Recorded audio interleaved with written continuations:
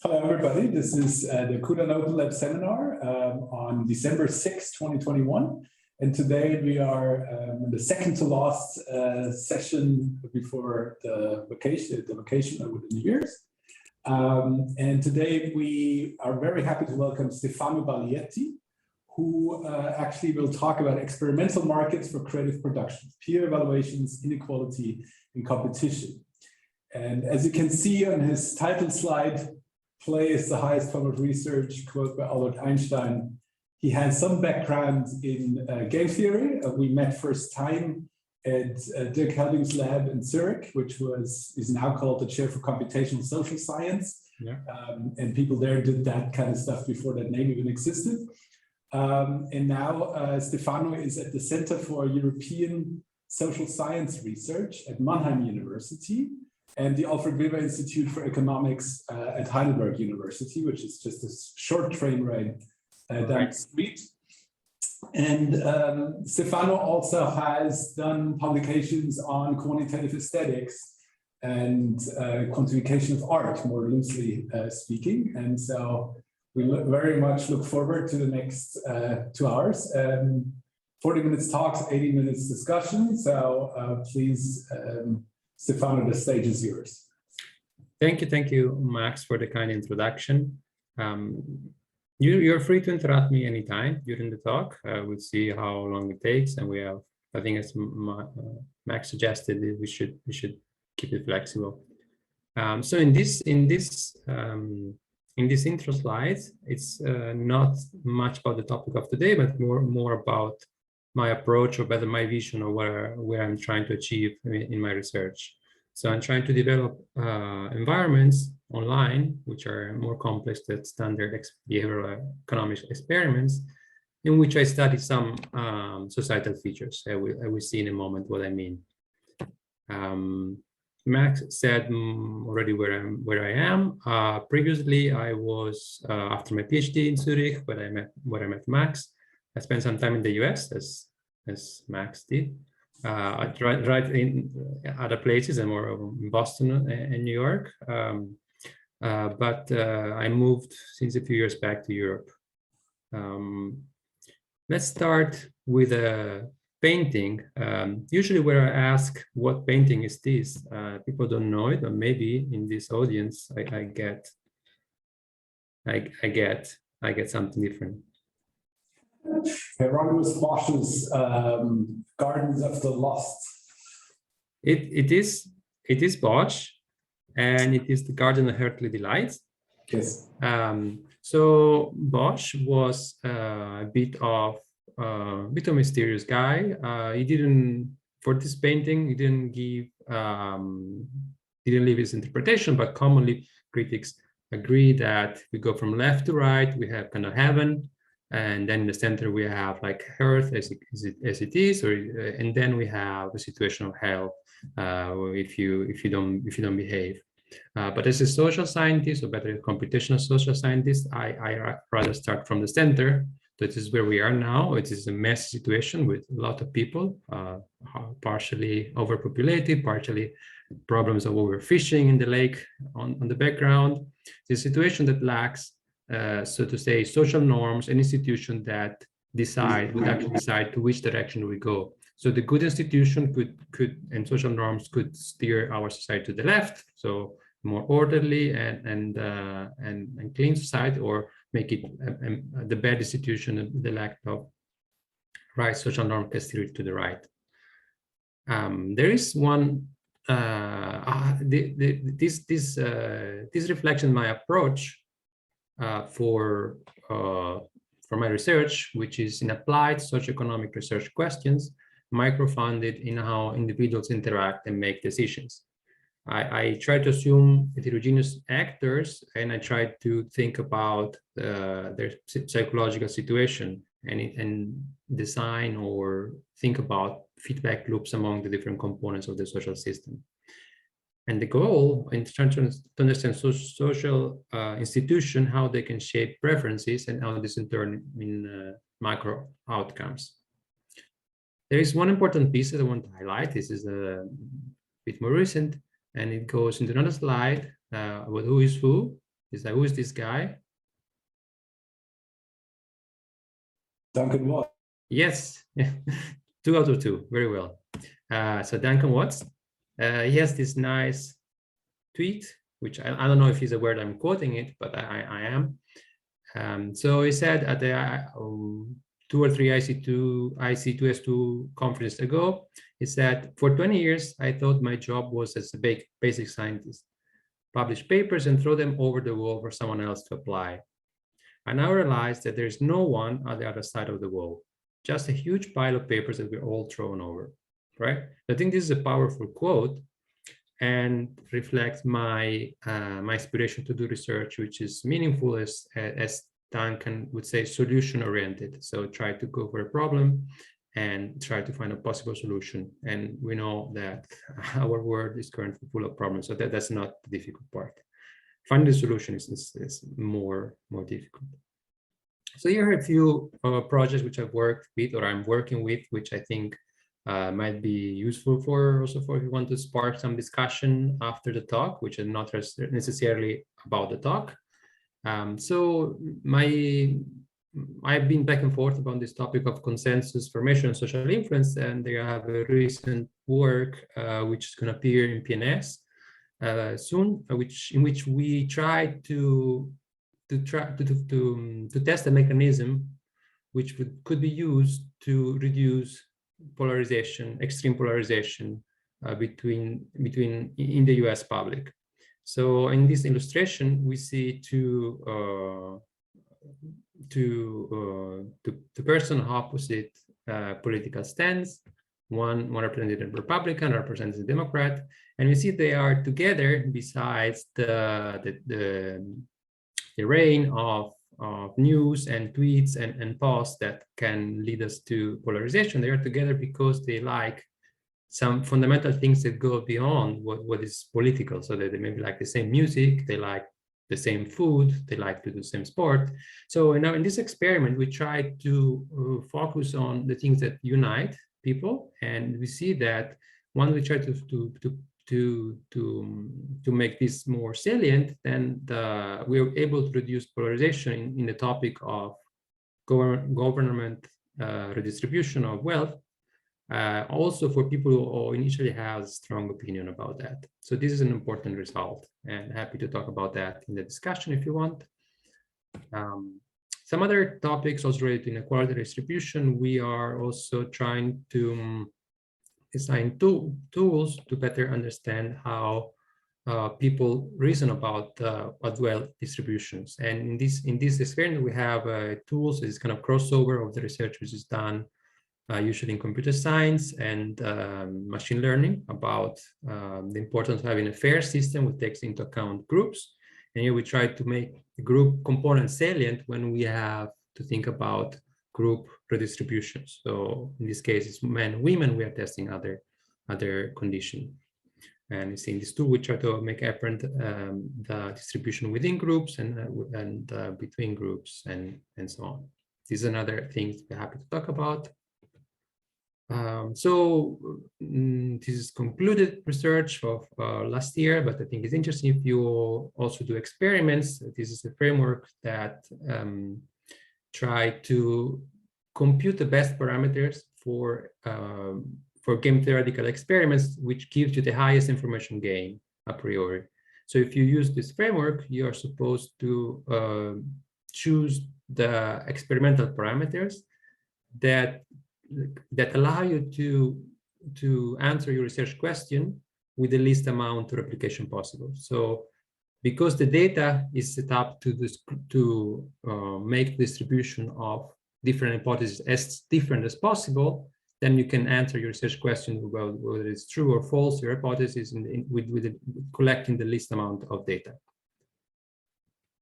I'm very recently trying to launch a survey of cryptocurrency, and I saw that there is you had a talk about the metaverse recently, and if you're interested in the topic of crypto, metaverse, and so on, we could talk about also the survey. We're looking for a translator. We already had about 10 or 11 languages for this survey, so it's going to be trying to have it large and inclusive. another topic which we can talk about later as well. Now, what I'm supposed to talk about today, I put them together, even though they're not necessarily together. A bit more of philosophy of science, and in particular this experiment which I've done over several years, and that is originated in 2 publications. And we're going to see how peer review systems can affect both the evaluation of creative work, which science is part of this category, and as well other macro outcomes like the inequality and the innovation of the system. And for this framework, we used, for this experiment, which is called the art exhibition game, it's a generic framework which allows us to study creative system and how they evolve over time. The original motivation when I started this is, when I was still doing a PhD, it was because there was many figures, many important figures that were complaining about how the incentive in science are more often than not aligned with the incentives of doing good science. In this Guardian articles, for example, the Nobel Prize winner Sheckman noticed that how getting a publication in a top journal, he's talking about medicine, but also the generalist journals, was bestowing a disproportionate amount of rewards to these authors. So, for example, you also notice that some people in China would get bonuses of about $30,000 for publishing those journals. Now, most of those bonuses have been removed, but still the incentives are quite skewed to cut corners and try to get into those journals. I see there is a chat, maybe question. No, it was a notification for the admin. Another reason Nobel Prize, it seems like to be a pattern that after getting a Nobel Prize, you kind of complain about the top journals. In economics, James Heckman also talked about the tyranny of the top 5 journals, that according to him, and he also had a model to prove it or to confirm it. He says the top journals in economics promote colorism and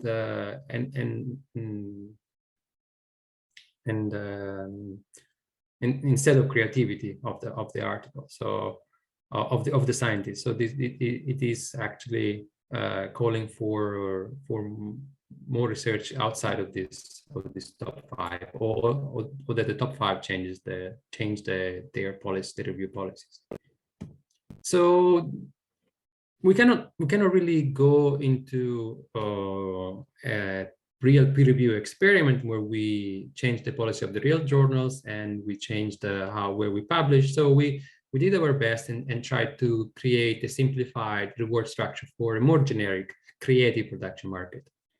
And where with creative production market, I used the definition by Amabile, 86, which is it's the ensemble of actors which are producing creative solutions and also include the institution aimed at judging the quality of these products. And these institutions are directly or indirectly distributing credits to its author in form of reputation or also monetary compensations.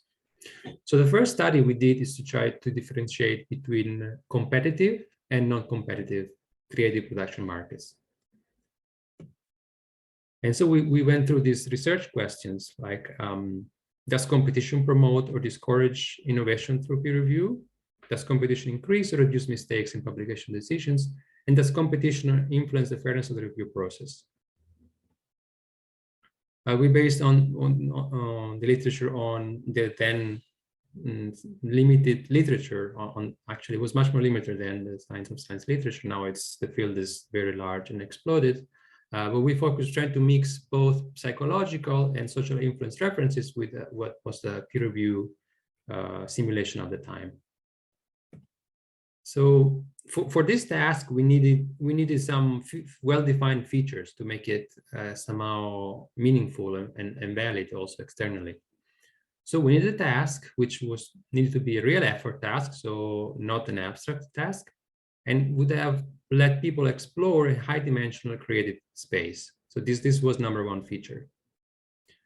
Then we needed a tool that would let us measure accurately the differences between what these creative products are, which are created in this high-dimensional space. So this game should also resemble a trade-off between copying aspect of a successful solution from your peers and your own exploration. This is typical in every production market, a creative production market, and science as well. And this tool should also be fast. Of course, we could let them make a painting, but that would be very, very slow. And we need to be able to study this process over a sequence of rounds of creation and evaluation with feedback. So these are the features we were looking for in our task, and we came up with this is actually the whole workflow. It is perhaps easier to look at the screencast. Obviously, I cannot avoid to mention my own tool from which I run all the experiment, which is Not Game. And if you're interested, there are more material online, as well as a YouTube channel with some videos to learn how to teach you how to use it. The original experiment in this mock-up interface looked like this. So it was very simple interface, nothing fancy, but the tool which we used was just adjusting in real time this little face on the center of the screen. So there is a number of slides, 13, that as you move them, adjust the face. So you can create something which resembles a face, but also not necessarily. You can also create a number of abstract images. So this is the submission phase, where you actually make a submission to the journal or to the exhibition of your liking. And you also act as a reviewer, where you're presented images, which are not the one you created, of course, and you also know for which exhibition you're reviewing for. So you can make both judgments of appropriateness and of own liking. In the end, all the reviews are aggregated, and you see the results as well as their scores, and the game is repeated over time. So this is a simple process, but it captures all the basic features that we want to capture, as well as the possibility to copy existing creation and go on and modifying what is this little chubby face into larger smiling joker. So this process will be repeated for a certain number of rounds, and we're able to measure accurately the difference between the creations and the creation of the artworks and their evolution over time. Is that clear until now? Any question? All right. So to sum up, here is the features. We have a large parametric, very large, up to 10 to the 43 combinations. You decide for an exhibition for your image, A, B, C, and you're also reviewing the images of other participants from 0 to 10. In this version, all the images with review score above 5 are published, so displayed in the exhibition, and they give you a monetary reward. However, here is our manipulation. In the non-competitive condition, all the images with the reward which pass the threshold will be published and generate a fixed reward for the author. Instead, in the competitive condition, which wanted to reflect the competition for attention dynamics, so publication is a scarce resource, and your attention is a scarce resource, so you get a reward which is divided by the number of people which are published in the same exhibition. So let's say 3 of us publish in exhibition A, so we will get total reward K divided by 3, right? So that's the manipulation, or how we realize the competitive condition. Here's a sample of images created by participants in the competitive condition. You can partially see here that generally towards later rounds, this was 30 rounds, images tend to become slightly more abstract, which is a nice learning of what's going on in the space. They learn the tools, they learn explore the possibility, and they move from what is more figurative, more more realistic art toward more abstract art. To a certain degree, this happens also in the non-competitive condition, but you can also see already a little bit here that they have tendencies a bit more for making faces, so it's less abstract. I will see actually we can measure this impression quantitatively. So we have 3 related outcome measures, which we label diversity, innovation, and own personal change or own exploration. So the diversity is the Euclidean distance of the image. So each image is it's a point in the multidimensional space of the 13 sliders, which are on the right. So each unique position of the sliders gives you a point in this multidimensional space. And we can measure the distance between these points. We used the Euclidean distance. We tried also a few other measures, but in the end, they were all consistent. So we went for the simplest one. And so we measured the distance from images created in the same round, as well from images published in the previous round, because all the images were not published, they are discarded. This is lost innovation. We want to know what is the change between what is published and what is people produce in the next round. And as well, how much they explore the space themselves, how much they change from their own previous image to how much they try in the current round, right? These are our 3 measures. What we see here over rounds is that the greenish bluish line is the competitive condition, which is always slightly above the non-competitive condition. And this difference is significant at the 5% level with a multi-level regression, which takes the player and the group as the random effect. So you see that over round, it is sustaining higher level of diversity and innovation. But interesting, they changed pretty about the same level, so which means they are purposefully trying to change to be more innovative. What is perhaps striking is this image here. So we see that when they act as reviewers, their behavior is completely different than when they act as authors. So as authors, they're more innovative, but they change about the same here in both conditions. But in the competitive condition, when they are supposed to review an image from a direct competitor, somebody who chose the same exhibition, we see this huge spike of negative reviews, really close to 0, for images of direct competitors. So someone trying to publish in the same condition as same exhibition as me, which we don't find in the non-competitive condition. You see the 3-model distribution is to be expected because these are focal points 0, 10, and the middle point. You see this is completely shifted to the left. The peak on the high end scores is moved completely to the left. But this is of course significant on different types of tests. What we see also is that consensus, partially because of these negative reviews, which are purposely given to the competitors, consensus is lower and is always going down, and this difference is increasing between the competitive and non-competitive condition. After a few rounds, that was happened. Also, we also did some other tests, but this is the bottom line. So we also want to try to get an independent evaluation of the images created, and we went to Amazon Mechanical Turk. We collected about over 23,000 reviews for the images, and we tried to get an index of the true quality of the images. What we find that can you wait a minute? There's a question. Sorry. Yeah, well, basically, I wanted to ask how exactly you define consensus. It means exactly the same. Oh, yeah. That's a good point. Please finish the question. Yeah, well, is it exactly the same mark, or is it, well, some sort of similar ordering or something like this? No, it is such a more simple. It's simpler. I think this is just a standard deviation. I'm not sure. I don't remember how it is scaled, but it was the standard deviation of the reviews. Each image gets 3 reviews, and we measure how far away they are. Mm-hmm. Okay.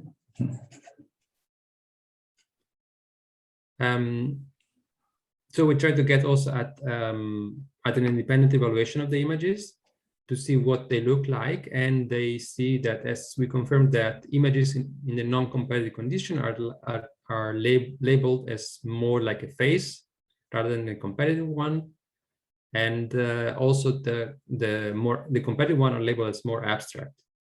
There is no difference in creativity overall. It's slightly higher, but it's not significant. And the overall liking of the image, you see it is higher in the non-competitive, but that's because abstract images are judged generally of lower quality by these independent evaluators, because they lose the history of the evaluation. So they were reviewing each image independently, so they couldn't contextualize them. So we were interested more at what the features the image would have, rather than that their beauty in the context. This is something we didn't do in the second experiment, just because this is something that cannot be taken account with this type of analysis. And then we asked, maybe, what is the fundamental question? In which system would you like to live? We want to be in a competitive or non-competitive? And then if we use this,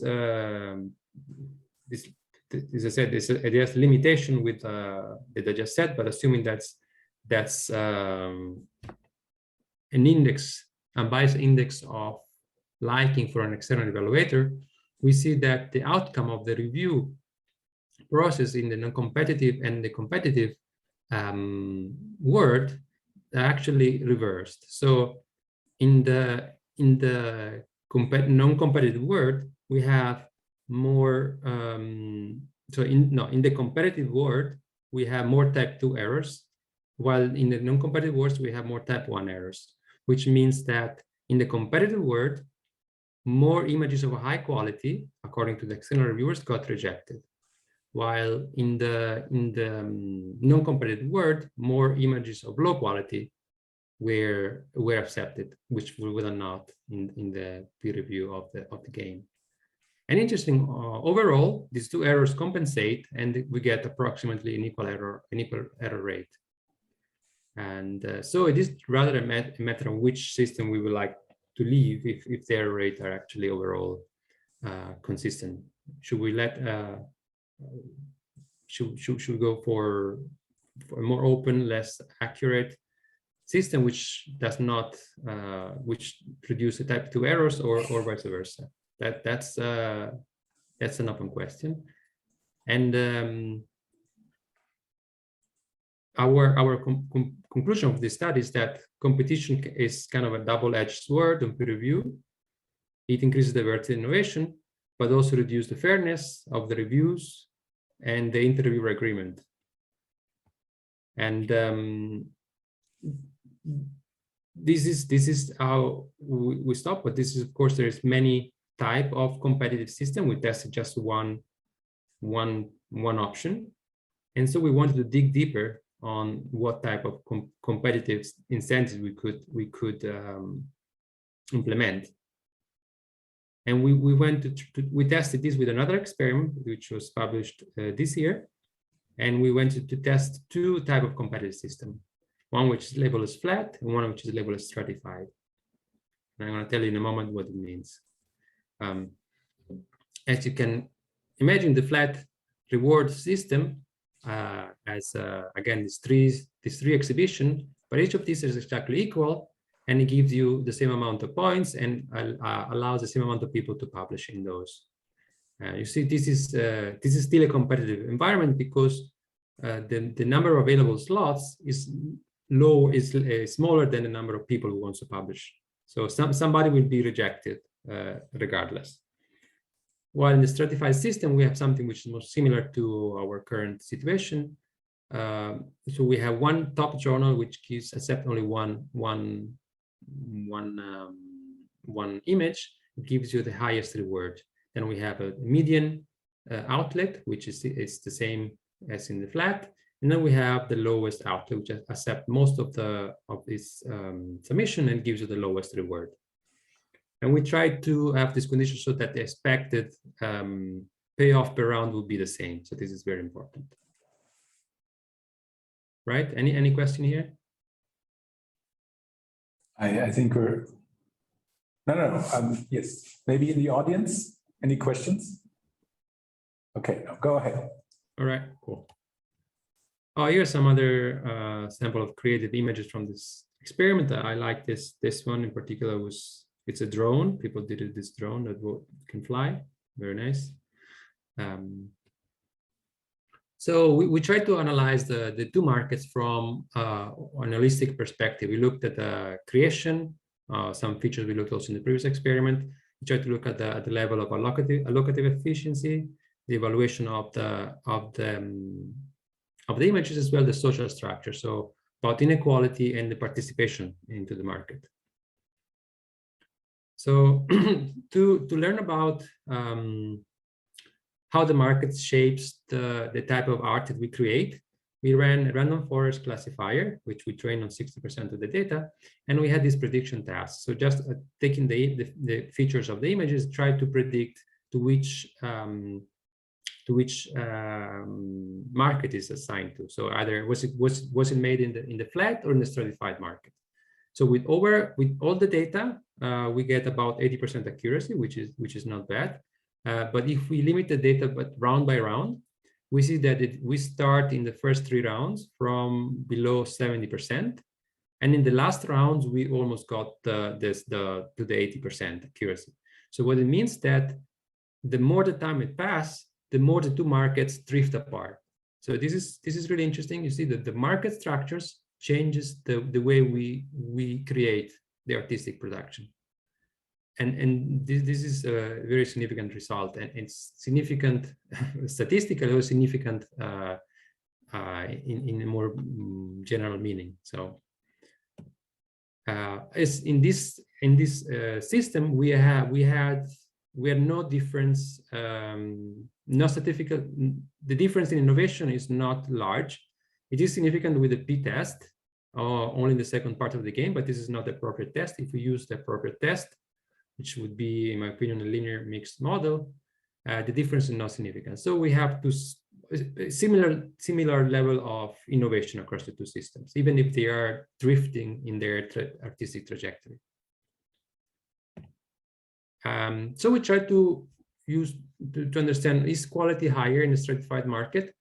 And in this paper, we did evaluate the external evaluation as well, but we also tried to use the internal evaluation, because that takes into account of the history of the submissions itself. This is a contextual definition of quality. So people in the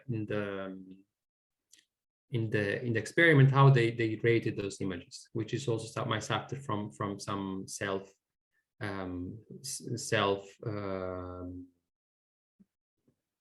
self-favoring bias, and we try to take that into account, of course. So what we find here is that indeed images which are published in the top tier in the stratified market are of significant higher quality, while images which are published in the lowest tier in the stratified market has the lower quality. As compared to the flat market, we see the differential here is that this difference is significant for the top exhibition, and significant also for the bottom exhibition. This is how much better they are on average. So why is that? Why do we have our highest quality in the top tier? And we looked at some possible mechanism. So it could be that participants as creators submit their best images to the top tier. So this should be us creating our best journals, our best article, and we think that it deserves the top outlet. Without going to the details, we test this hypothesis through regression, and it is not supported by the data. So participants are not submitting better images to the top tier. It could be that reviewers assume that since they're reviewing for the top tier, what they get is images of higher quality, regardless of whether they actually are so. We also tested this hypothesis and disregarded it. It could be that participants are submitting more images to the top tier, and this increases the likelihood of having at least one very good image. So this is part of the story, but it's not the whole story, because we see that in this plot, this is the excess submission as compared to equilibrium. And we see that if you exclude maybe 2 or 3 rounds, the exhibition and the median and the top are the same. And since the median has a lower threshold, so actually it goes up. So there's still more people submitting to the median. So this is not true either.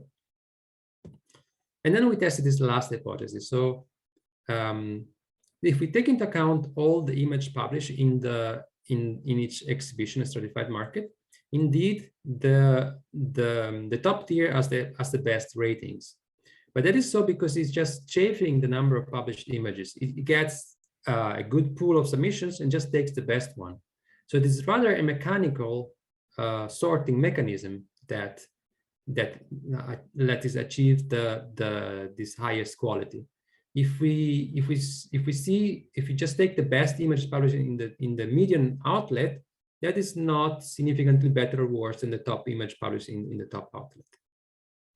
And that's not the case for the bottom outlet, which is still slightly lower. So with this insight in mind, we looked at, so as a society, we're going to read we're going to enjoy, read, review, use these creative products. Which of the 2 words we would like to have? So we have, if we consider ourselves as budget constrained consumers, so we have a given amount of time that we can spend on enjoying these products, we see that the average quality that as a consumer we get having a budget of 1 item that we can review each time is higher in the stratified world. So you see this on the x-axis, we have our budget as a consumer, and on the y-axis we have the quality of what we read or view or enjoy. As we increase our budget, if we will read everything or view everything that's produced in the stratified world, this rapidly goes down because the outlet, especially the outlet with lower rewards, that produce just lower quality items. So it is again a decision between which is not absolute to make. It is rather to take into consideration what kind of life we live, what kind of situation we are as readers, as a consumer of quality of creative products. Not surprisingly, perhaps, we also look at the fairness of the reviews. So this is self-reported fairness. People say that reviews in the top outlet were perceived as less fair.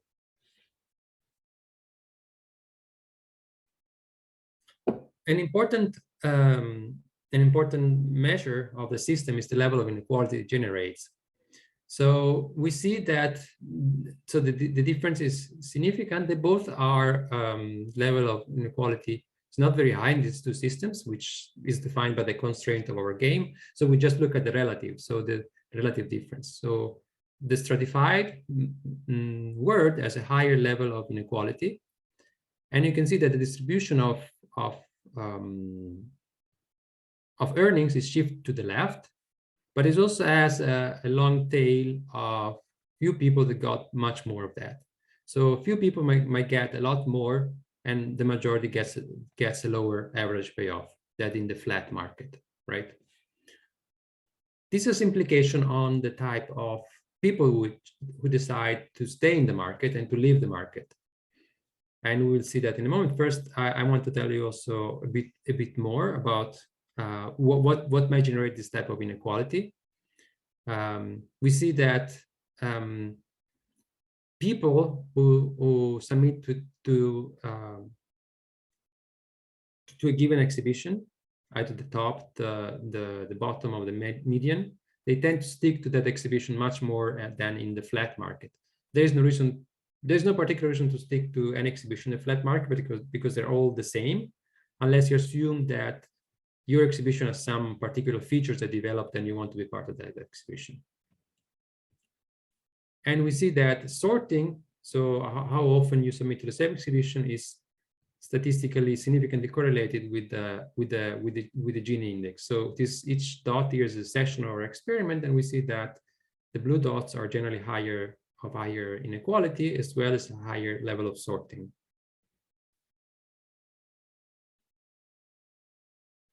Given that we have more inequality in one system than in the other, and given that some people actually, instead of getting more and other less, we noticed that in our experiments, we had, this is an online experiment, we have larger number of dropouts in the stratified world.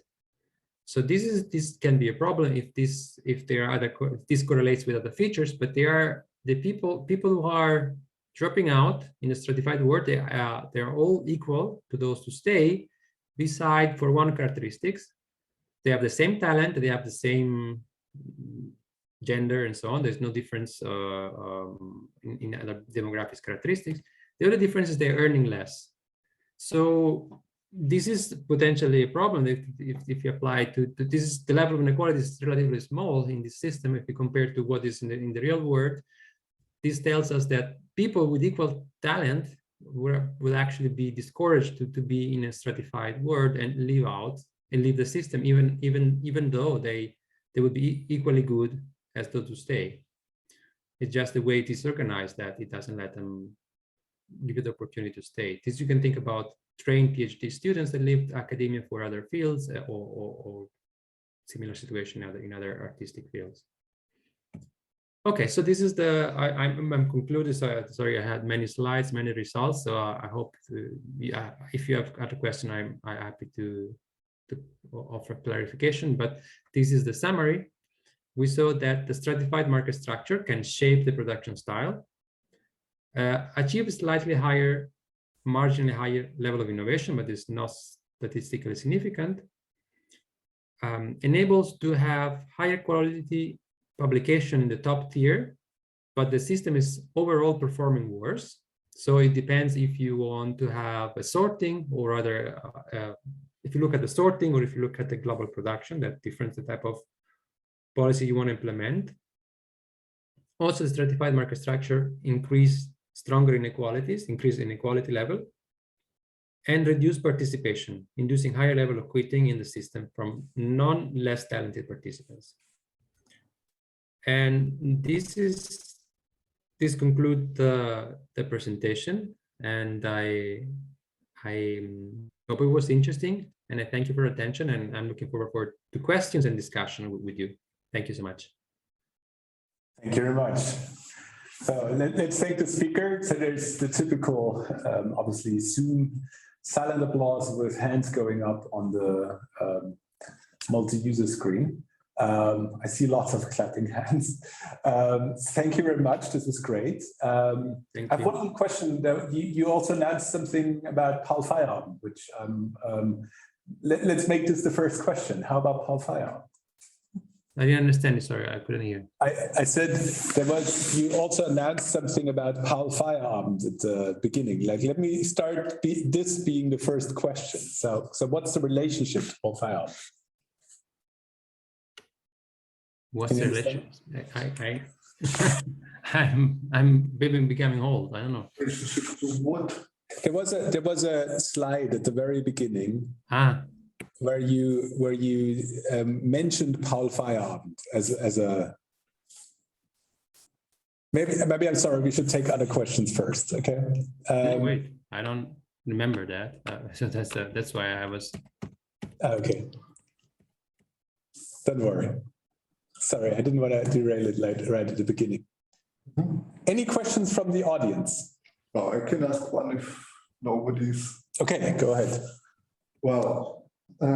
Basically, well, there are several. One is that I'm afraid I haven't got how these characteristics like amount of innovation, etc., how exactly they are measured. So you show some sort of some sort of plots with some numerical values, and it is not, well, in some places I wasn't able to. What is exactly the definition of the quantity you are measuring? Right. So let me put back my screen sharing.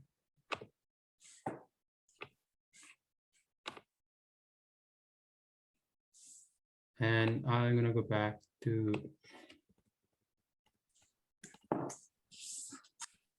this slide. So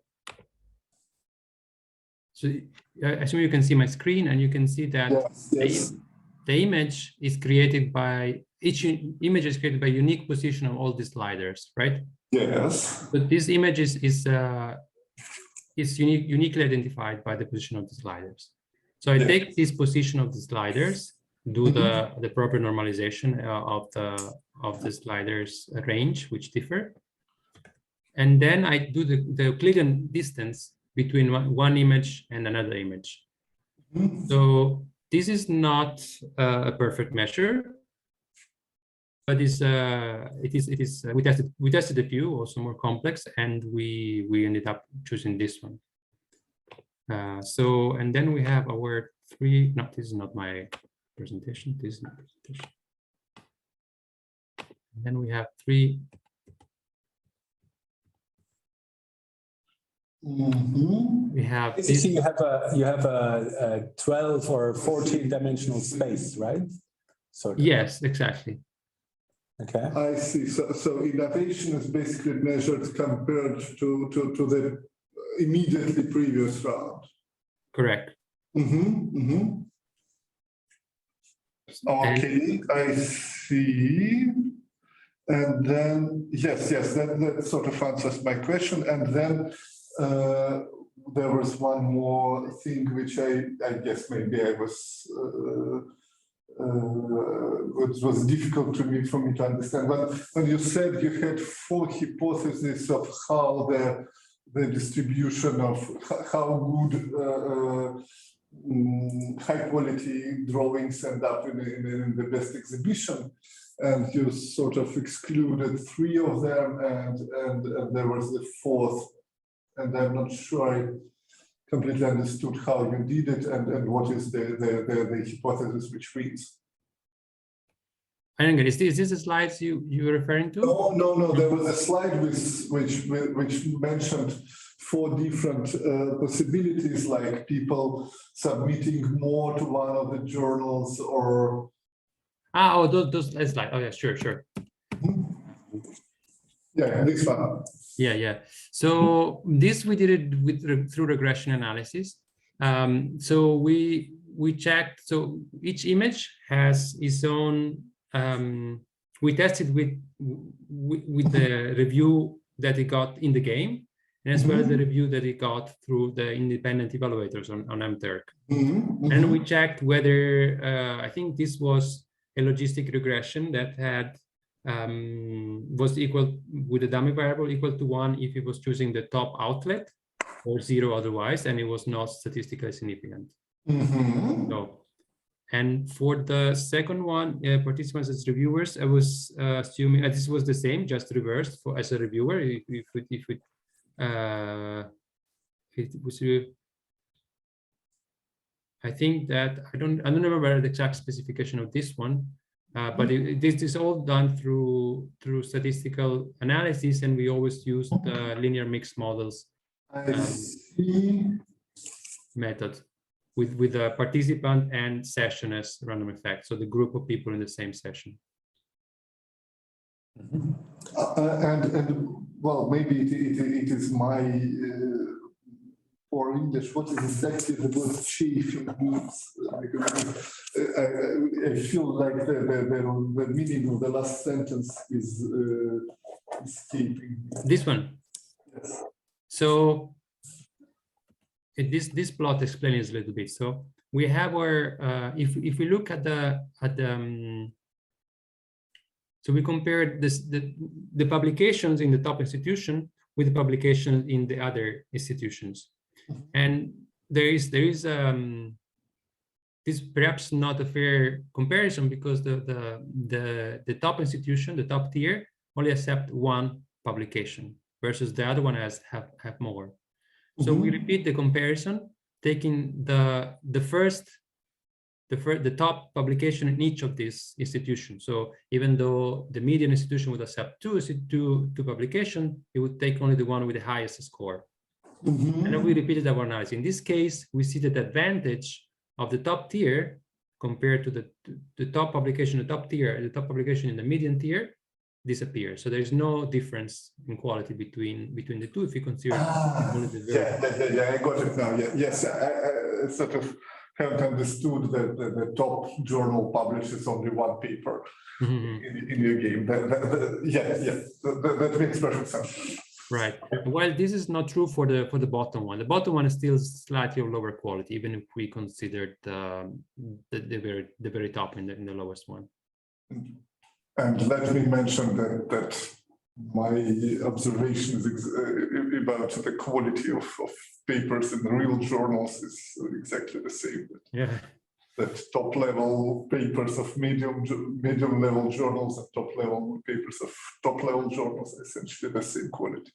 Absolutely. I mean, we didn't have directly, well, we didn't test for this dynamic, but in this case, you could represent the same design, which was rejected by a top journal in the top tier, in the medium tier.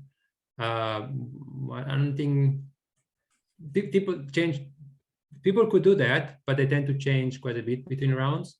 But what happens in the real life, when you get rejected by the top tier, since the competition is so tough, it's usually a good paper, and you end up in a medium tier and you're the best, maybe in the medium tier. So I think that your observation that is true. That's probably a good addition to the rules of the game. That if you like your image particularly much and get rejected from the top, then might get some sort of dynamics. Mila. Yeah, thank you. Super interesting presentation. Thank you. Thank you. My question comes maybe from a totally different corner of the disciplinary, I don't know, landscape, because I'm by disciplinary background, I'm historian, and in history we let people do the experiments by themselves and we just observe them, what has happened later. So I have never done this kind of like experimental or experiments myself. Yet I see that kind of like what you do is highly interesting and kind of like could be somehow potentially applied also to kind of like looking at like systems, you know, and how like certain kinds of systems and the structures of the systems affect the outcomes and how people feel there and so on. So my first question is that have you thought about or have you applied this this research in real world data somehow? And if you know, what kind of data do you think that could be used for your analysis? And my second question is that you mentioned that kind of like asking this question in which system a person individually would prefer to take part in. But I think that it is also important. So there are kind of like two questions. One is that where an individual would like to be placed on, but the other one is that what is the kind of like the overall outcome? Where is the better outcome? Because they might be different. There might be different answers to this depending on whether you're looking at it from your individual perspective or the overall performance of the whole system as a whole. Right. Great questions.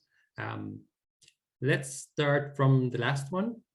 So there is a tension, I believe most of the time, between what is the best or what is the most liked by the individual and what is the best, the optimal best for the society. Let me see where the slide is. I think that goes into the direction of this type of analysis here.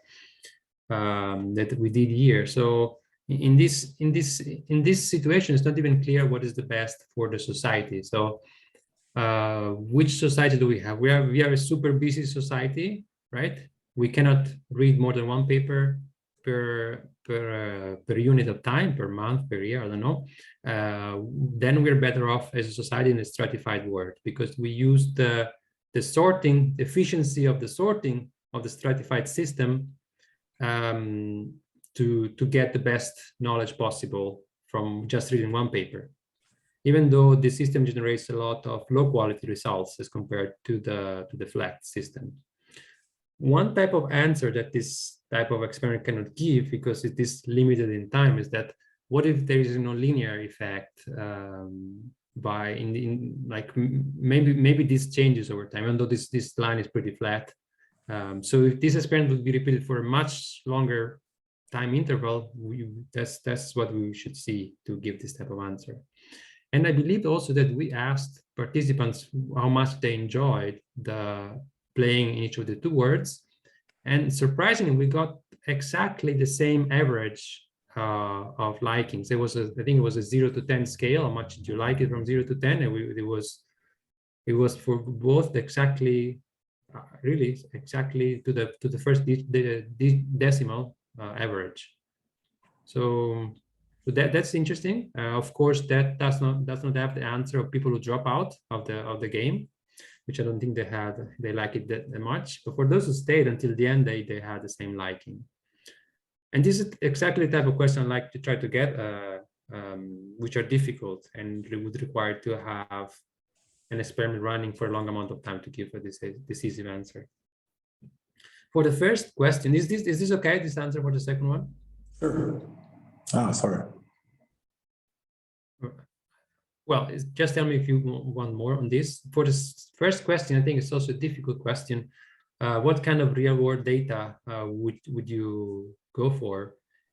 So ideally, you would need to go through, if you want to take the parallel between academic publication and this experiment, but maybe there is something similar in other contexts, just more familiar with this environment. So you would just take journals possibly in fields which are not too different from each other, and try to isolate the review system, which are the review system and the reward system, which are the most different. One which is highly skewed. I don't give examples, and one which is more like the flat one. And then you should ideally get at all the records of the journals that have a part of that field, and then you would need to screen the reviews. This is a dream experiment, of course. Screen the reviews and also look at the papers, how they fared after their publication, whether they got more or less publication in the two words. There is the network of research called PRE, which successfully obtained lots of review records from all the major publications houses, and they did analysis. I'm going to put the name here, so if you're interested in this, it's called PRE. I think PRE.org. They had access to publication records. They did quite a few papers analyzing those. Although I'm not sure to look exactly at this question. Not anybody can do this type of experiment, of course. I mean, not anybody can do the type of analysis of PRE did. That's what I meant. Yeah. Thank you very much. This is really super interesting. One question as a follow-up: if you say, it's hard to choose like what the real world data would be. Like, one thing that your experiment is already sort of in a sense close to real world, which is that you have 10 to the power of 43 possibilities that come out, which is significantly more than, you can't do the neat social science game of like computing all possibilities, for example, right? And so would you that sort of like feeds back into a discussion we had, I think, a lot among the group, at Dirk's lab, where there were some social scientists who would prefer to work on networks with 300 nodes in a particular number of states, and then like sort of compute everything, while this is sort of like closer to this kind of thing, oh, I have to deal with this octopus, which I never will be able to touch completely. So why do you think this kind of research is necessary? Not in relation to the real world, but in relation to these kind of more synthetic, sort of like more simple models that are smaller and constrained. Yeah, I'm glad that they're both research type of research are existing. First of all, I feel more attract. I feel more for this type of more complex research, because this more complex environments where we test our hypotheses. Complex, but not too complex, I hope,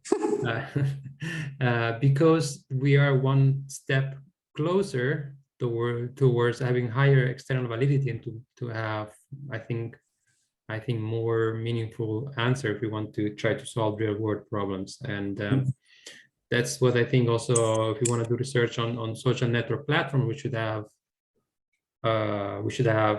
is jumping another topic, but which I care about, to try to either get access to collaborate with those with corporate environment, or try to have environments which resemble the situation that the people they have online. And so you can go in the direction of field experiments, but those platforms are not made to run field experiments, so you lose a lot of important control and some important variables. Thinking about when you want to show some type of posts to some other people, you never know if those posts are actually read, and that you lose basically, you lose a lot on your design power. That's why I try to build this environment so that they actually have the feature that they want to be there. Nice. I think there is, so anybody who has questions, please raise your hand. I have two directions in mind where this discussion could go. One is, and I think we should spend a little bit of time on this multidimensional space question, which you have a 14-dimensional space, and so the question is, what is it? You have some results, but in some sense, the multidimensionality stays as an opaque thing other than these derivative methods. And the other direction, which I think I would like to go down to, which is much more straightforward probably, which is and please correct me if I'm wrong, you did sort of develop out of this project this platform called Node Game, which in some sense you could say this project runs in this platform if it would have already existed in its form. So it's a little bit like NetLogo or Gephi, which serves a particular purpose. Like NetLogo is for agent-based modeling, Gephi is for drawing networks, and this Node Game thing is for these kind of sort of online experiments where you can sort of test things. And so in the second, like after talking about multidimensional space, I think it would be very useful for anybody in the room to like maybe just simply explain, how did you have the idea? How does this fold out? How do you manage it?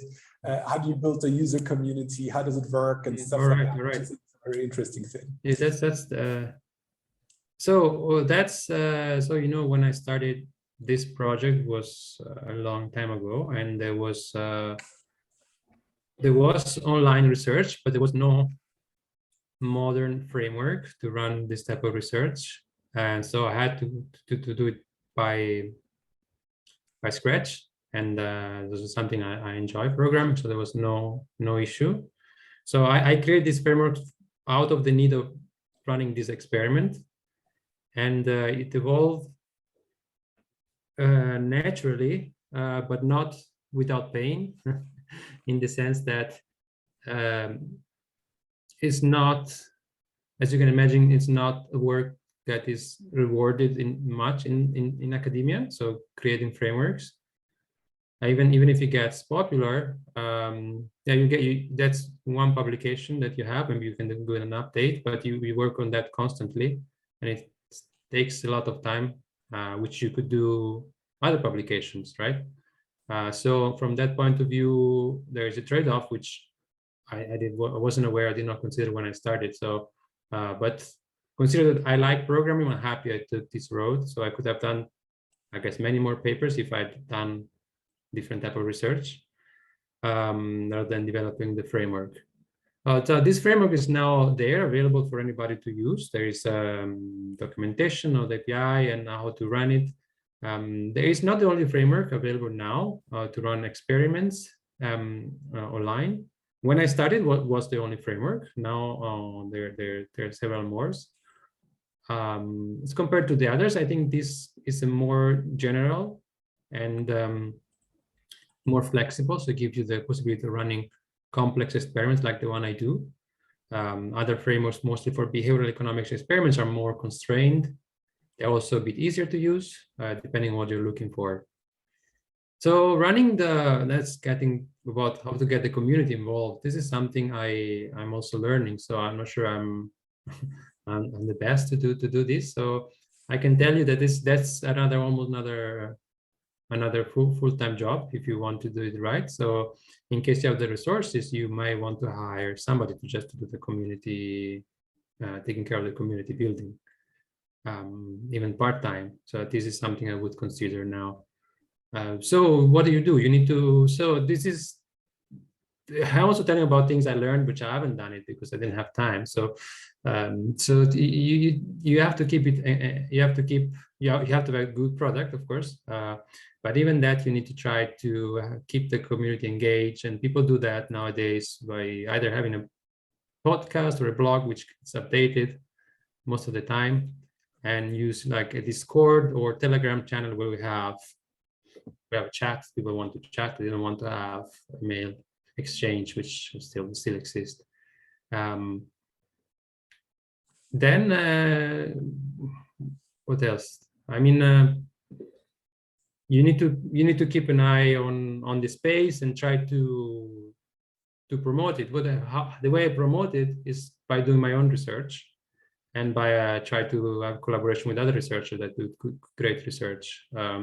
Other people have done going from place to place, like physically when it was possible to go and do workshops on how to use a tool and what is the advantages and also strategies that work well in academia, I mean. So this is the way I see, if I had to start a new project and wanted to be successful, besides being a good product, you have to have a good growth strategy, which is something I didn't have when I began this project. That's why even I was the first one, now there are other software which is also perhaps even more used than this one. So I maybe would have done differently back then. Also, if I had another more budget or more assistance and so on. Okay, and then the other question is the multidimensional space thing, right? So we could imagine, like with the sliders, say, I don't know how many there are, 12 or 14 or something, right? Yeah, 13, I think. 13. Okay, so you got a 13-dimensional space, which every slider has a certain number of settings, which is how many? It's like 255, I guess, or something like that. I don't know. It's not the same, so that's why it needs to be normalized as well, depending on the feature they control. Okay. So this reminds a lot of two things. One is obviously vector spaces in general, like in machine learning. And then the other thing is like the good old sort of semantic differential, where you give sort of word pairs like good, bad, large, small, friendly, unfriendly to people, where people then like pull a slider and say how they feel about a person or something, which is sort of very early sort of social research on computers in the 1950s, Osgood, Suchi, Tenenbaum, and like all these people. And so now one of the interesting things is whenever we have such a space, what's the structure of that space? And that actually feeds into this thing where you say Euclidean distance is the most simple thing. So and I'm probably not the only one, have a really hard time imagining Euclidean distance beyond 3 dimensions. And so the question is, why Euclidean? Is it the first choice? Is it the most easy to compute? Other people will claim it's cosine distance, where you don't have the distance, but just the angle. How should we approach this? Like now that you have this data for so long and you have developed a really good sort of like feeling for how it behaves and stuff like that, do you still think that this is like the choice for it, or like how do we deal with this kind of geometry in essence? Yeah, so now there are some modern library like Disney that you could use to visualize the complexity of multidimensional space. So that's definitely something I would use. Actually, I tested the data from the second experiment with this Disney library. So I'm gonna, maybe I can post the link or something. So you, it's already a couple of years old now, but it says it was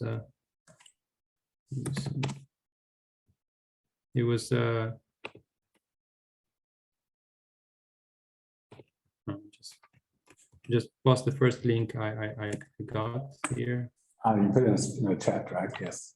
Yeah. Maybe there are better articles the first, but it just tells you which library Yes. So this is very good to visualize complex geometry and in the two-dimensional space. So just reduce the complexity, and just it was doing an amazing job to visualize complex spaces. And I tried to, maybe I have a visualization of how it looks like. Let me look it up, because it was kind of funny.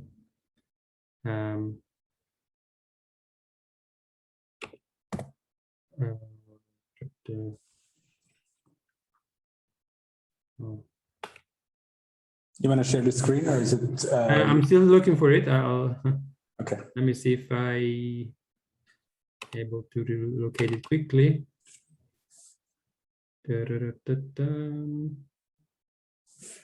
Maybe not. Oh, okay, no, I think I will need to look for it. Okay, don't worry. Yeah. But yeah, it's very powerful. I would go for it, basically.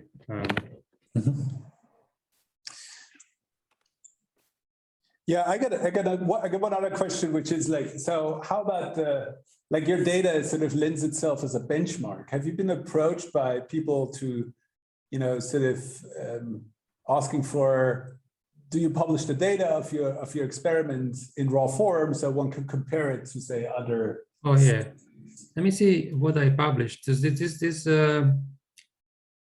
Maybe I published the data. I don't remember, but what is I definitely published all the code of the analysis, which means I guess I published the data as well, at least for the second experiment. And if you go to the article, it should be mentioned. But I'm definitely open for collaboration on this type of data, and that's of course, yes. And there is some data which I haven't explored. So now I have like for this analysis, I used just the endpoint, like where you start and where you end in creating these phases. But I saved for the second experiment the whole path of exploration, how much you move left, right, all of the sliders, how much you do, movement you do, all the exploration. I try to map that data is still lying in a drawer, not used.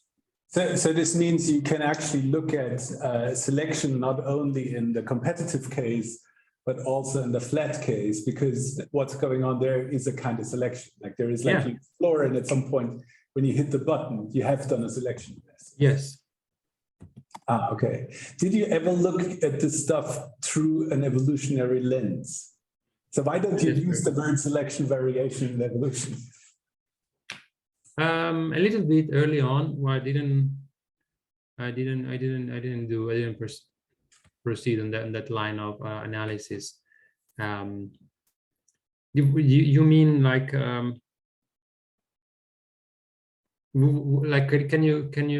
Yeah. So one key thing that somebody may have in mind when you hear the word diversity and innovation is not only innovation in economic sense, but also in terms of cultural evolution, right? Where one may say, okay, how do we actually arrive at the sort of most fit points in this space, for example, right? Like where you sort of, and this is sort of by nature of the tool, faces are obviously some optimal point because there's a resonance with animals that have two eyes and a nose and ears, and that's what you give. So probably there is some, is there some more density around faces, while there is more density around other things which we don't know, UFOs, extraterrestrials, while there is other places in this space which are not attractive, for example. And then so the question is there some kind of species-like stuff going on,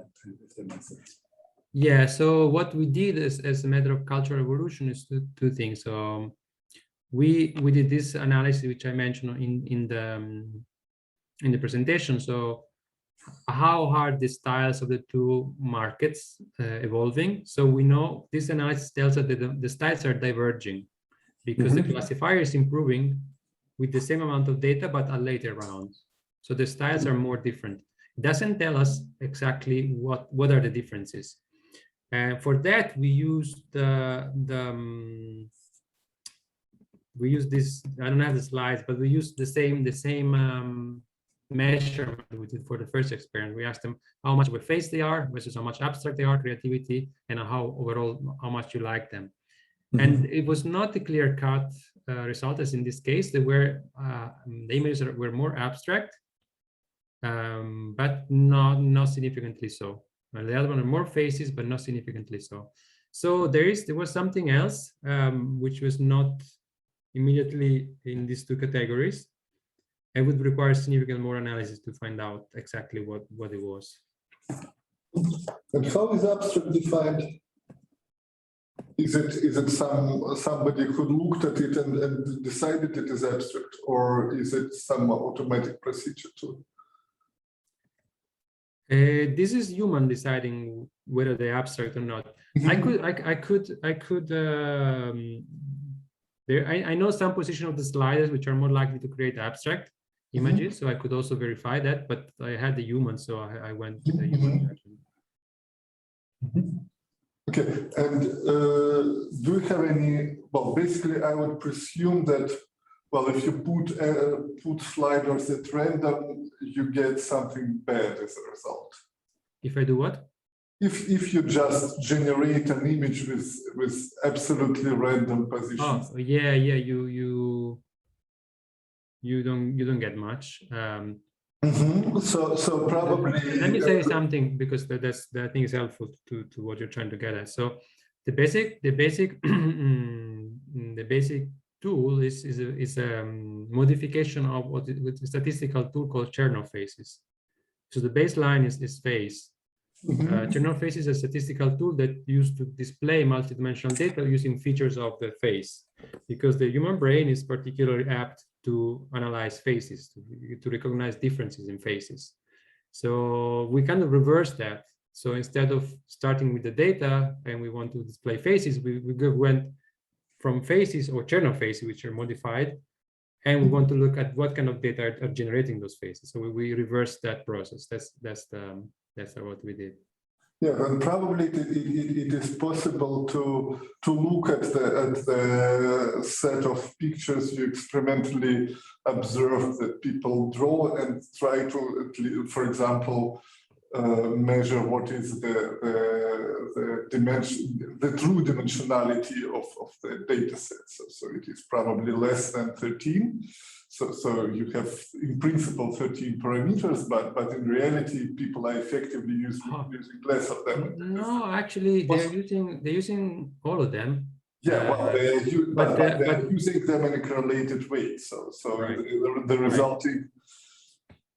That's the maximum theoretical space, and also some of that space creates images which are similar to each other. The difference would be small, right?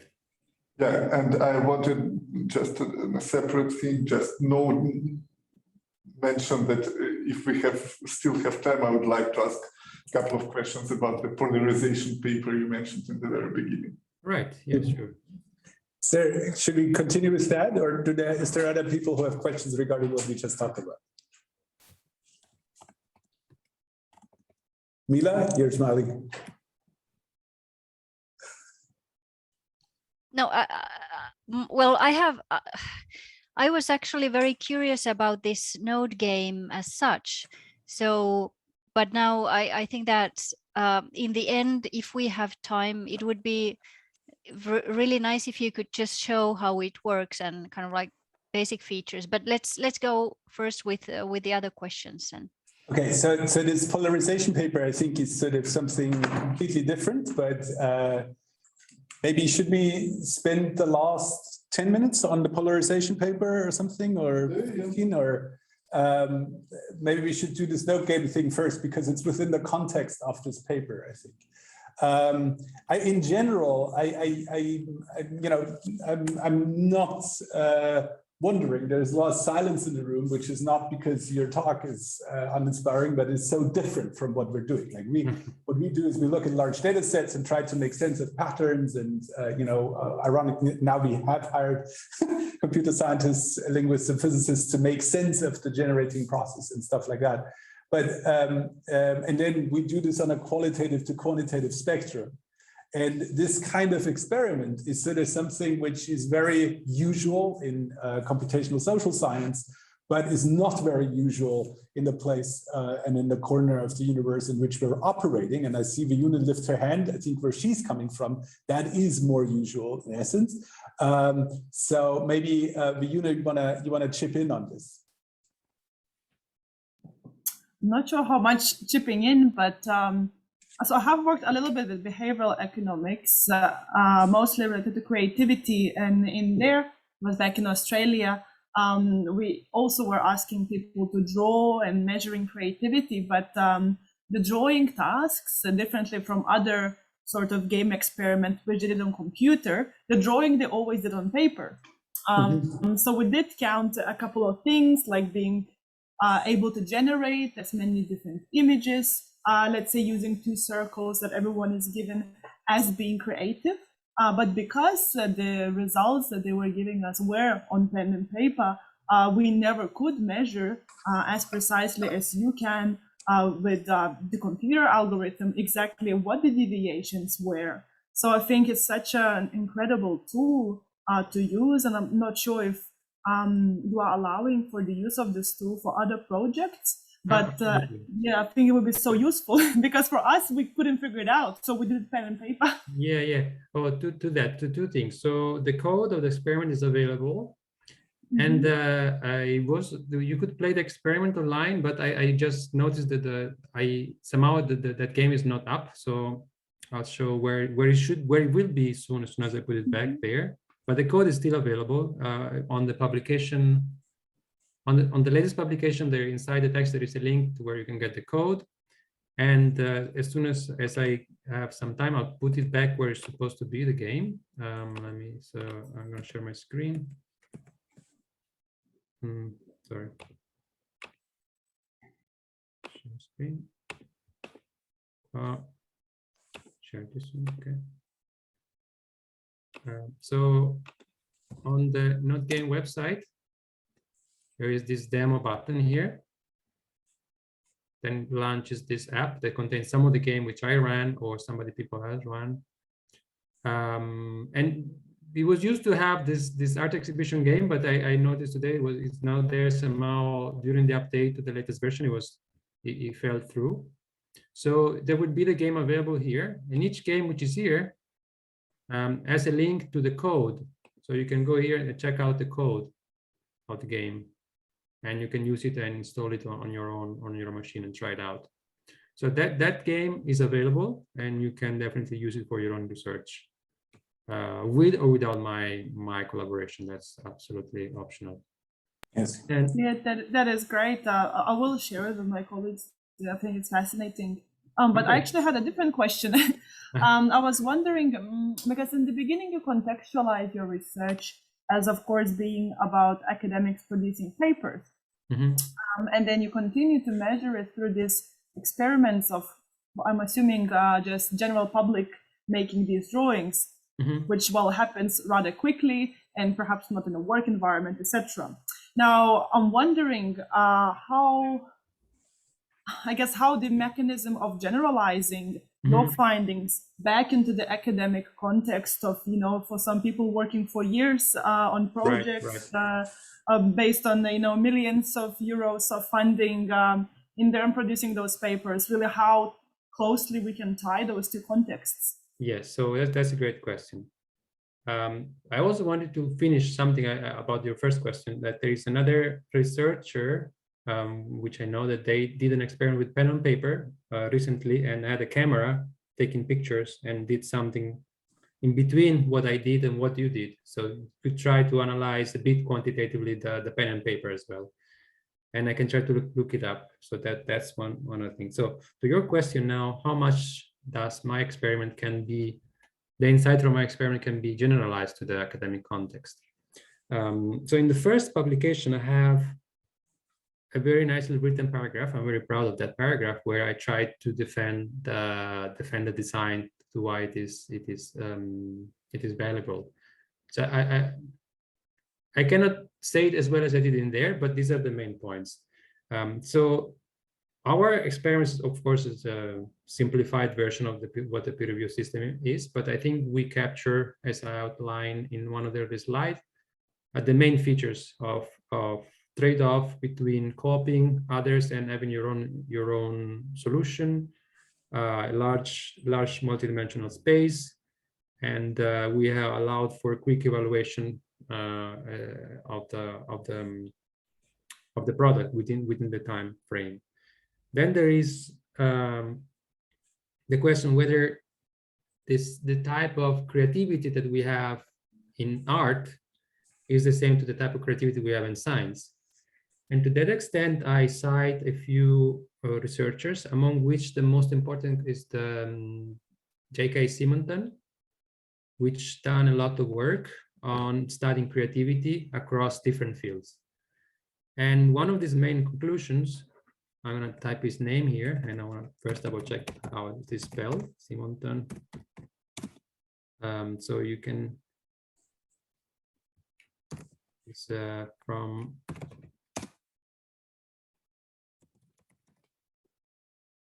DK Simonton.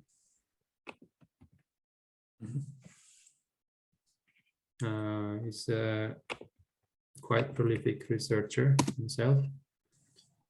So he concluded that the type of mental process that underpins scientific creativity is inherently the same of that of artistic creativity. And the success that you get from these two processes, he says that it's mostly random walk type of success. So the more you do, the more likely has you be successful, which is common to some other researchers found in the science of science field, for example, in the Barabasi lab. So there is some differences still. So how seriously people take the task cannot be compared to how seriously scientists take a task that we cannot have. So that's a limitation. And in our experiment, some people took advantage of their position as reviewers, tried to downgrade competitors. So this is assuming something that we don't do as scientists. And well, there are some anecdotes that tell some people are doing it, but I'm not clear how widespread that behavior is. So we don't know for sure. So these are the two main differences. There's this theory of Frank Schweitzer, right, who says there's now two types of journals. One is container journals, where you just evaluate it if it's valid. And then there's the other, which is so-called top-tier journals, where the probability that you will run into your main competitors as peer reviewers is sort of almost 100%. And then you will spend 1 year in peer review, which basically would feed in exactly this, that, the question is, could we actually observe this, that basically your competitors will try to suppress you and either make you wait or actually give you bad review. But the question is, obviously, we don't have that data. Actually, Frank had the data, but he couldn't publish it for obvious reasons. But so that is sort of a really sort of curious thing, that there may be the kind of data that we would need to actually sort of look at stuff like that. But I think it becomes very clear that what you're doing here is at least a very cool sort of proxy of this whole thing. Yes, but if you're interested in that question, check the first paper, which this experiment they had. There's a nice paragraph which I wrote down. This much nicer that I said it now. Nice. And Max, I could find that this visualization of one session of the experiment. I can put it up for you. One thing I would like to add, just as a corollary to this discussion of drawing by hand and what you just did, there is actually that is sort of something that one should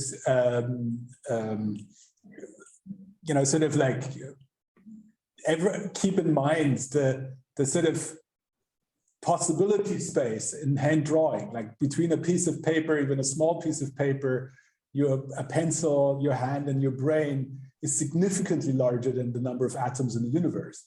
And so that is sort of, you're even more thrown back to this kind of thing that basically in the end, you can just look at a bunch of drawings as they're there. That you won't ever have an idea of what that space looks like in general.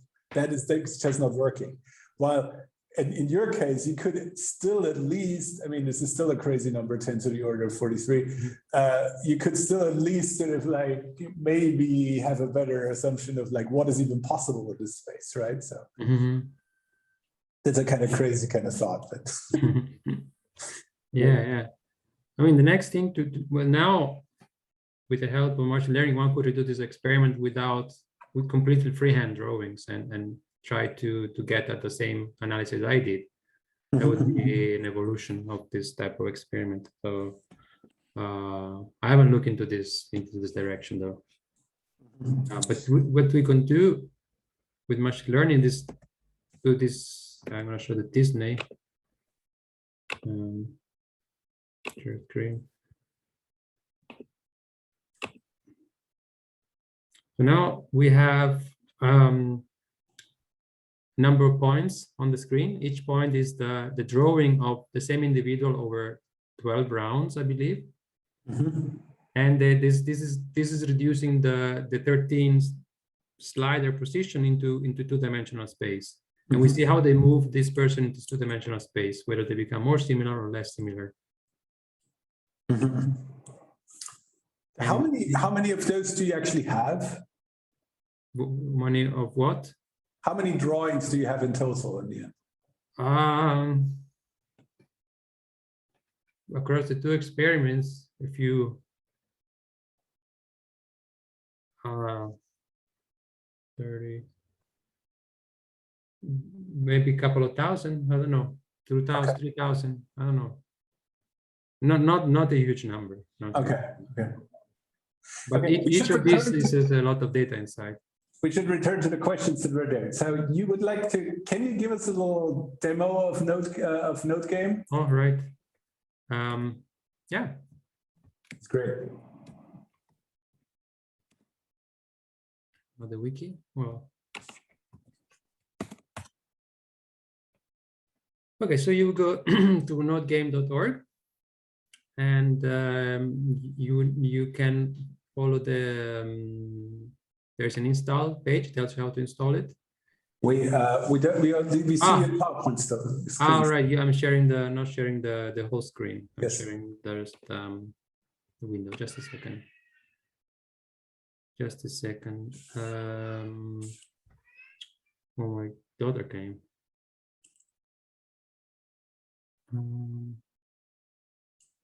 Screen. Share this one. Can you see the screen now? Yes. Okay. So we are version 7. You see there is updated regularly 1 or 2 releases per year. There's always a change log of things that change. You can update your experiments in case something breaks with a new release. If you want to install it, you follow the instructions here. It requires you some knowledge of how to install, how to open a terminal. Yeah. So let's say you have in Windows, you can type, you have the command, or you have the git bash program. So that's something you should be able to open. So otherwise, it is the first problem. And then you can check. You should run these commands in here, in this terminal. Just copy whatever is in here and run.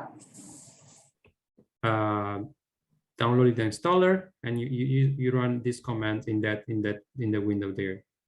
Once you have it installed, you have an ultimatum game, which is what is also running in the demo page. There are several games which are available. I should update this page, which is not so updated now. There's a couple of games missing. This is an example of a game which another researchers implemented using NodeGame, which is very nice. The researchers in the Netherlands to study autism research, and he made this beautiful game where okay, this is the instructions. It tells you you're supposed to this is supposed to be a two-player game if there is another player, where you have to reproduce the pattern that the sender sends it to you, and there is some information that you get in this process. This is a game to study autism, so maybe it's obvious for us, and in this case you can use the keyboard to run this game. So now you should go in that position and press start, and if you're good, we get a nice sound. Oh, I forgot the right, so get wrong here. One thing that is good, now I don't remember how to rotate it. So this is a single player game in which you do some simple task, which if I just remember how to rotate, okay. The good thing is that there are several frameworks to run these single player games, but there are not as many to run in multiplayer. So this you could play multiplayer with another player. It's a rather long game, so I don't wanna go. And so basically this is it's the ultimatum game, Prisoner's Dilemma. So basically you started in a way with your own little problem, but then you sort of like built from scratch, because these are the typical sort of basic game theory games. Yes, I want to show you basically it is flexible. You can have a game like this, but also a game like a standard game like the ultimatum game. Mm-hmm. One extremely good feature, I think, is the waiting room, which is extremely customizable. How many players you want to have at the same time, how you spawn the groups. If you want to have groups of same size, groups one start earlier, one later, there's a lot of features you can have to run. And okay, this is that's the select treatment, which is something not enabled for the real game. And in this case, it starts the game. There is some features to internationalize the language as well. So you can do that too. In this case, the German version is not actually finished, but just more as an example of how you implement the translation. Standard instructions. Oh, and there's an error because I just updated. Okay, great. Never do the live demo without testing before.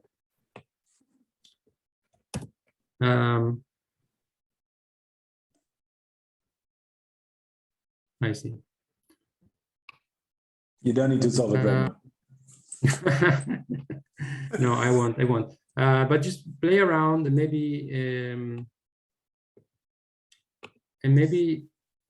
maybe start with the one you get in your installation, which that works for sure. So when you install it, you get the ultimatum game in your folder, and then you can modify it following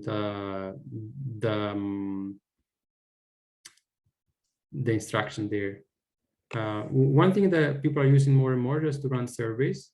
There is a quite powerful survey library where you can ask, right? First, you get the consent of the person, which is very important. Okay. and you have a framework like this, you can easily build this type of framework, this service, when you have conditional questions, or you can shape the type of the elements and easily impose constraint here. So this is easy to do. So you want to have questions which are compulsory and so on. Go back and forth. So there's a lot of widgets that you can plug into your experiment that makes your development a bit easier. So one thing that you need to do with this is you need to know this is not like a what you see is what you get framework. You need to have a little bit of coding experience to make it run. For that, there is the documentation that should help, hopefully, to tell you how to do that. So, and then obviously, I assume it makes sense to know or be familiar with how such an environment looks regularly, which would be a room with cubicles and computers where people run experiments, or how questionnaires are set up. So how do you see your relationship? And that's my last question before Mila. How do you see your relationship to the classic sort of mixed methods, social science, sort of physical infrastructure where this kind of stuff is done? Or if you talk to ways, how does this relate to things like Qualtrics or whatever? Oh, yeah. So Qualtrics is definitely easier to set up. You just write stuff in there, they host it for you, and then you can run. If you just want to run a server, you can do it on Qualtrics. Once you this tool, it's more helpful when you want to have more complicated conditional treatments or informational treatment based on the conditional participants, or you want to match participants together. So you're going to, for example, in our experiment, going back to the polarization experiment, we could display a profile of the person based on the characteristic of the person. We were running the survey in real time and fetching from the internal database the best match that for this person based on what he liked. And then he would start either a political chat or just read the text. So this is not something you can do in Qualtrics, but also requires a little bit of coding, which I think is not too daunting. But if you never program, then you need to learn it, or have somebody who can program for you and join, a collaborator who can do it for you. Lots of people here. Mila has one question, and then we should move on to the polarization. Yeah, just brief kind of like fill in questions, or so how detailed does Node Game kind of measure activities of the users, and in what kind of format do you have then the kind of like the results, and for instance, like, is there a feature that would measure how long time a person is kind of like waiting or doing something, or that if he does it quickly and so on? Yeah, so that's a good point. So we have natively the time spent on every step. So you in your experiment server, you have division in steps, so you have the time in every step. If the steps contains questions like the one survey-like question, multiple choice and so on, you get the time for each question. Depending on the type of widget that you use, you get the time from the first keystroke or the time from the beginning of the step. And those are all times that that are recorded. If you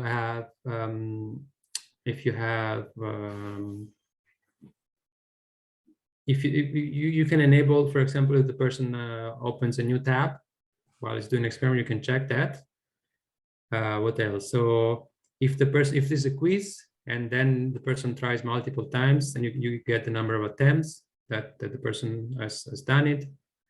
And all this data is recorded as JSON, but you can export it as CSV. Most of the time, the export is fine, just to change the save those. Instead of save.json to save.csv.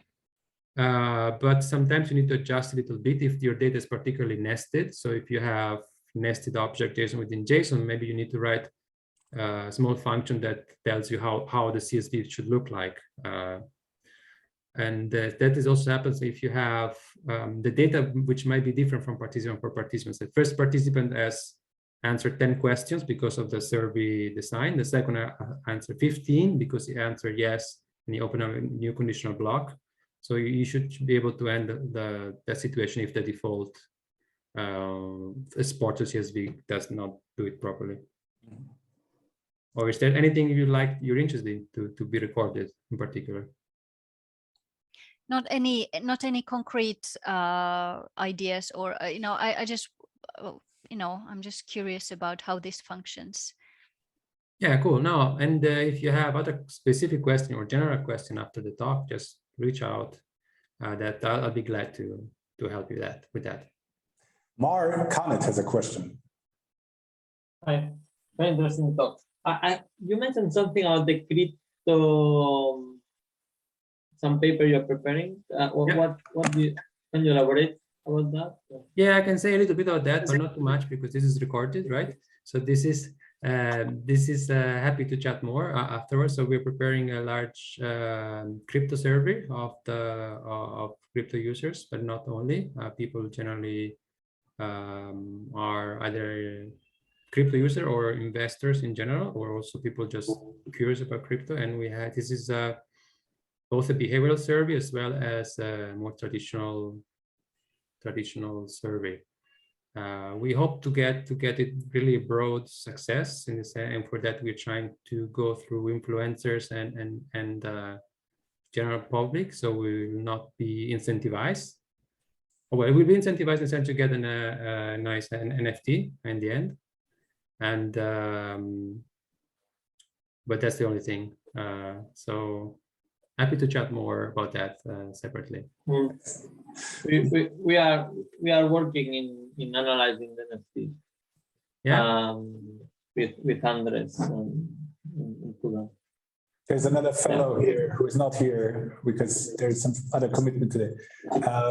Yes, exactly. So we're very interested in this sort of like production of like how people produce NFTs, how they trade it. Oh, right. Well, if you have, the service is mostly finished, but if you have suggestion for questions of also on an NFT space that would be cool to ask, that definitely we're happy to hear what you think is important to ask. Oh yeah, it's not an NFT survey, but NFT are a part of this. Yes, very cool. So I promise to flip to the polarization of the discussion in the last 10 minutes. You want to reiterate your question, or? Yes. Well, for one thing, I wanted to say that it was very refreshing to hear your announcements of what you have done, because I think we roughly every third word talk in this series mentions polarization or another, and we keep talking in the sidelines about it from time to time in different combinations, and most usually people say there is political polarization going on. Here are some ways of quantifying it. It is very sad, period. And you are sort of the first one to suggest something about it. And what you are saying on the qualitative level sort of makes perfect sense, but can you probably evaluate about basically what is the setup, what sort of yes, I'm trying to find the slides. Maybe I can like sort of steer it into a direction which is quite interesting. So Duncan Watts is an optimist regarding this, right, in general. So maybe you can also like sort of introduce that kind of perspective a little bit of like how do you as a group see this issue as something that is sort of maybe not as bad as it seems if you only look at Twitter, or is it worse? So. Okay, yeah. And I don't know if Duncan is an optimist in general. I think he's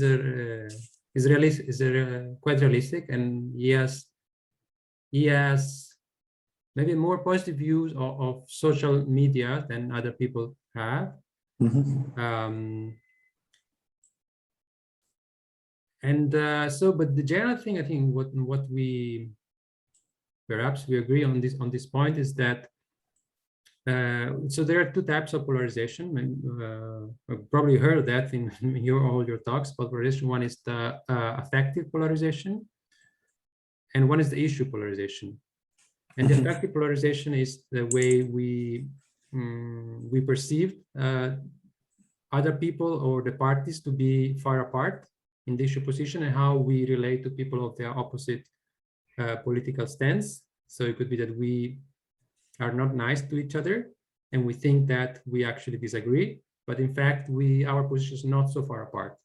So we came from this position, so thinking about issue position, so the actual decisions, actual views on a polarized issue are not so far apart, but affective polarization is stronger. So we think they are more far apart. So we try to have a leverage into the affective polarization to try to bring in more the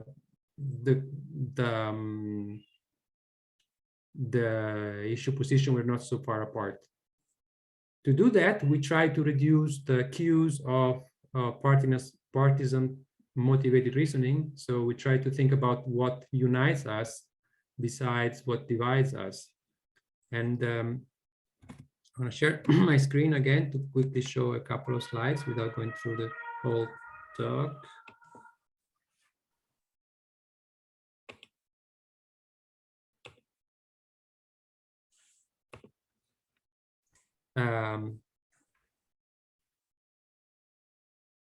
Can you see that? Yes. Okay, so let me see. I go through this. Discuss about issue versus social polarization. So we worked on the topic of inequality and redistribution. So as you can see, it's a timely topic from this image. And what I'm going to look for an image in particular. Okay, so this is what we did. So we measured in a survey, pretty large survey about things you like, things you do which are not supposedly political, and then we measure your political stance on the topic. And we try to find 4 dimensions. So you could be very different politically and also like very different things. Vice versa, you could be very similar for the things you do. You like to travel, you like to eat Chinese ramen, you like cats and being outdoor. But in one case you like Darth Vader, in that case you like C-3PO or D-3PO, or like Star Wars, but not the same side, and so on. So this is a conceptual framework. So we matched participants with this in this one of these 4 quadrants, and we assume that the more similar you are non-politically, the easier it is to bring two opposite views together. So this is a reasonable assumption, which has not been tested because it was difficult also to do this type of matches.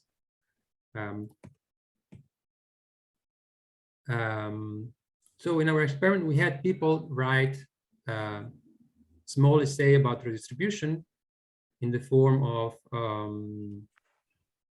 how to talk about the friends about wealth redistribution, what is your view correct, and so on. They wrote these small essays that were, for example, this size, this length. And surprisingly, they were all pretty well written. Not all of them, but most of them were pretty well written, but all meaningful. We didn't receive garbage with this process. And this is from M. Turkers. And this is an example that compares inequality to a cancer in the body, right? It's quite strong. I'm not sure what is the success of this essay actually. All the essays need to be at least 250 words. And they took an average of 11 minutes just to write these essays, but some people took considerably longer. So what happens here? So you would be matched with somebody based on your non-political preferences. You would see something like this. So you're matched with R from Florida, and you are the top. Your top ranked similar 99%. So there is almost nobody more similar than you in the database. This is fake data. No. don't necessarily get these high numbers, or probably not. And you get a small profile like this, which is computer generated. So about all the things you have in common. I'm white, I'm born in December, my zodiac sign is Sagittarius. So even this type of level of detail. I'm right-handed, atheist, I grew up in the US, and it goes on to things you like. If you wake up, if you like to sleep over, what is your favorite color, what is your football team, what is your music, and so on. And we match participants on these features. And what we find is that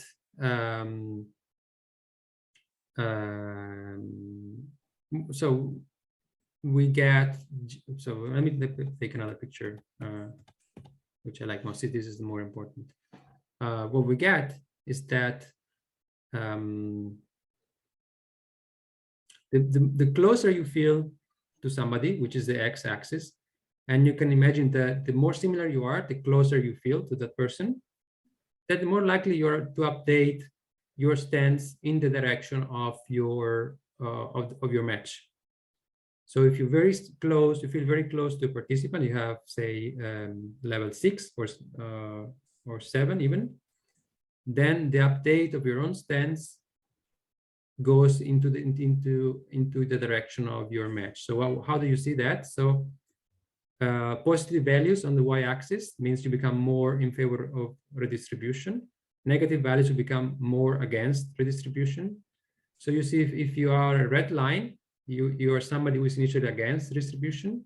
But if you're matched with somebody who's in favor, you become more in favor, much more in favor, you see. And the opposite is also true here and true here. This bar is the only one that doesn't go too much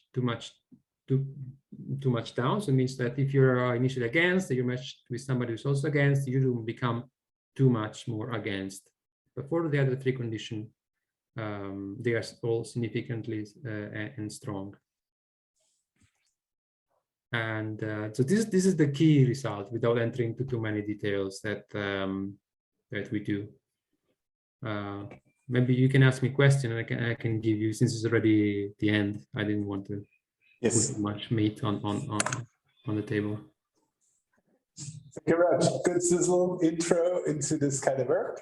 So thank you very much. The 2 hours are over. This was quite interesting in terms of like several aspects. And so this is something I was looking forward for a long time, because this is sort of something which in the realm of what are the possible ways of how to do cultural data analysis, there are typically these kind of extremes of quantitative versus qualitative, computational versus theorizing philosophically. But this is sort of somewhere in between and needs all of this, and is something that happens in some corners quite a lot, while in other corners it's completely unknown. So thank you very much for introducing us into this kind of work. So thank you. And I think I just stopped the recording, and then thank you very much. Thank you all for your questions and for having me as a guest in your lab. It was very interesting for me.